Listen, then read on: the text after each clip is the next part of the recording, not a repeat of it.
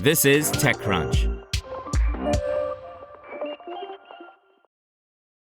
3 weeks ago, an engineer named Calvin French Owen, who worked on one of OpenAI's most promising new products, resigned from the company. He just published a fascinating blog post on what it was like to work there for a year, including the sleepless sprint to build Codex.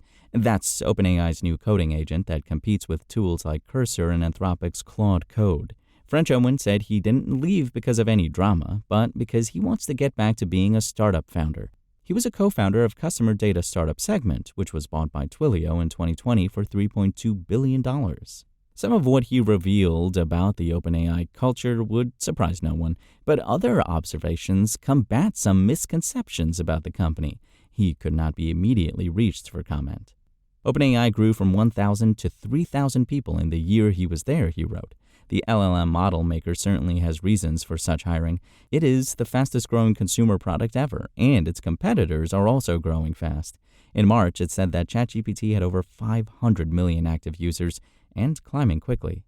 Everything breaks when you scale that quickly. How to communicate as a company, the reporting structures, how to ship product, how to manage and organize people, the hiring processes, etc., French Owen wrote. Like a small startup, people there are still empowered to act on their ideas with little to no red tape.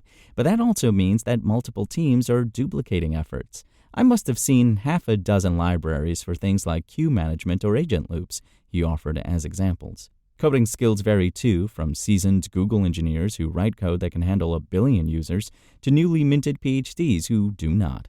This, coupled with a flexible Python language, means that the central code repository, aka the back-end monolith, is a bit of a dumping ground, he described. Stuff frequently breaks or can take excessive time to run, but top engineering managers are aware of this and are working on improvements, he wrote.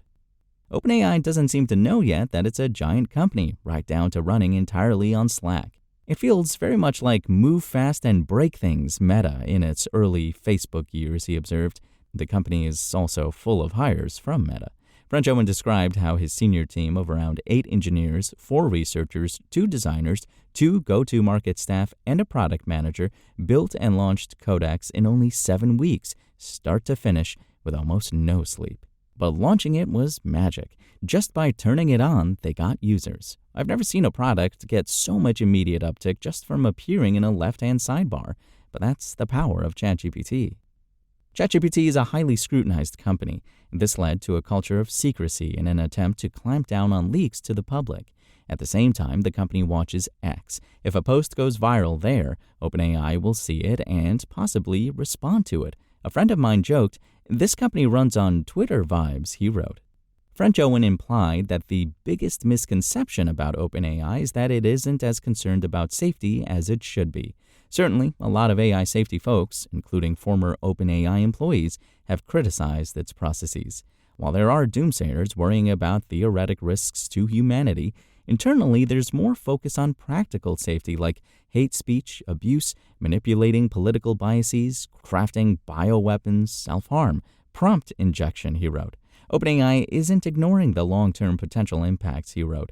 There are researchers looking at them, and it's aware that hundreds of millions of people are using its LLMs today for everything from medical advice to therapy. Governments are watching, competitors are watching, and OpenAI is watching competitors in return. Quote, "The stakes feel really high," unquote.